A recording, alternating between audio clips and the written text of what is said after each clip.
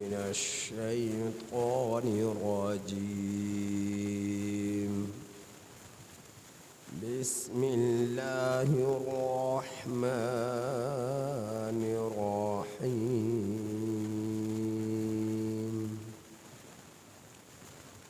يا صاحبي السجن أما أحدكما فيسقي ربه خمرا وأما الآخر فيصلب فتأكل الطير من رأسه.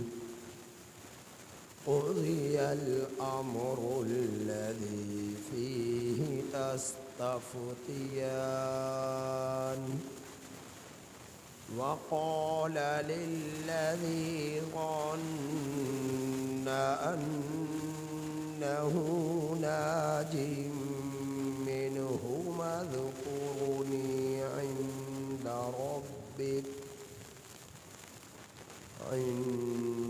ربك فأنساه الشيطان ذكر ربه فلبث في السجن بضع سنين.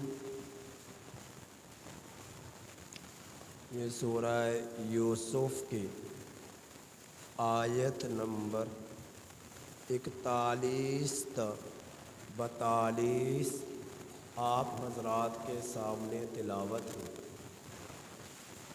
ان آیات کریمہ کا ترجمہ یہ ہے: یا صاحبی السجن، اے میرے قید کے دو ساتھیوں،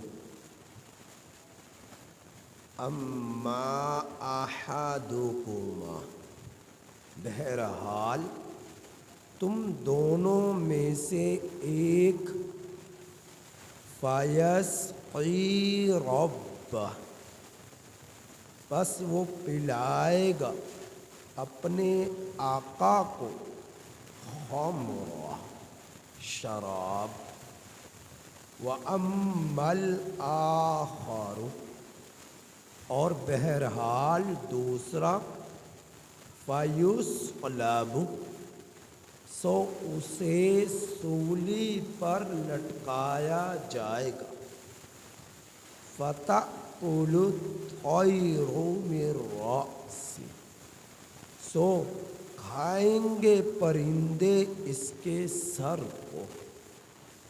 قضی الامر، فیصلہ کر دیا گیا اس معاملے کا، الذی فیہ تستفتیان، جس کے بارے میں تم دونوں پوچھتے تھے.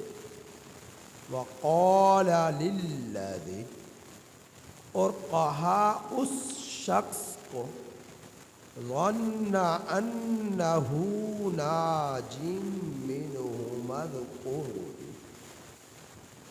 گمان تھا، یقین تھا کہ بے شک وہ نجات پانے والا ہے ان دونوں میں سے. اذکرنی، میرا ذکر کیجئے گا، عند ربک، اپنے آقا کے پاس.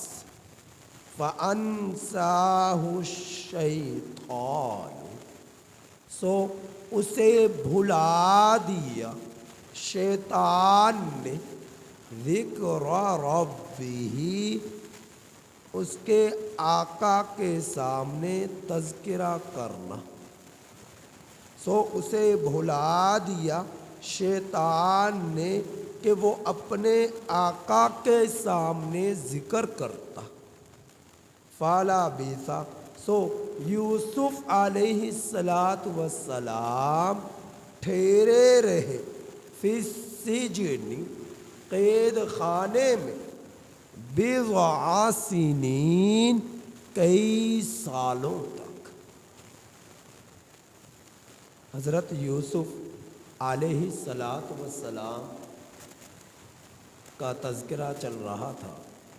حضرت یوسف علیہ الصلاۃ والسلام جس وقت قید خانے میں داخل ہوئے، یہ بات پہلے بتلائی جا چکی، دو اور بھی قیدی آپ کے ساتھ قید خانے میں داخل ہوئے۔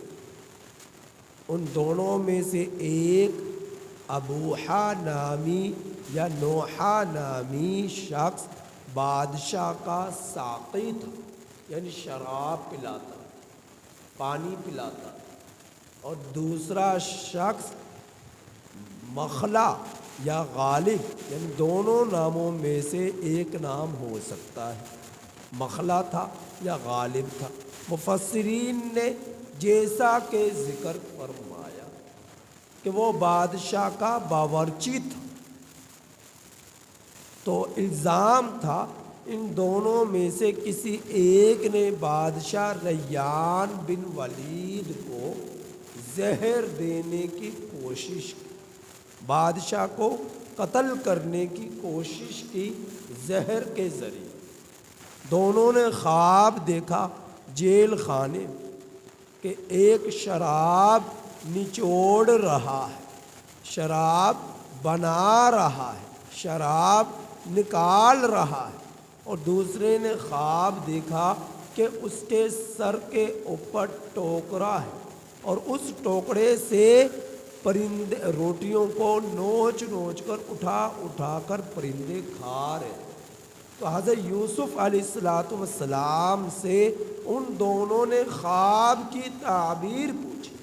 حضرت یوسف علیہ السلام نے خواب کی تعبیر بتلانے سے پہلے توحید بیان کی، پھر آخرت بیان کی، پھر رسالت کا تذکرہ کیا، اور دعوت دی انہیں اپنے آبا اجداد یعقوب بن اسحاق بن ابراہیم کی ملت کی، انہیں دعوت دی، اور دعوت دینے کے بعد پھر اب آئے ان کے خواب کی تعبیر بتلانے کے لیے۔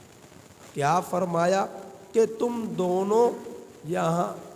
دونوں میں سے ایک کو فیصلب سولی پر لٹکا دیا جائے گا، دونوں میں سے ایک کو سولی پر لٹکایا جائے گا اور اسے قتل کر دیا جائے گا، اور ایک نجات پائے گا،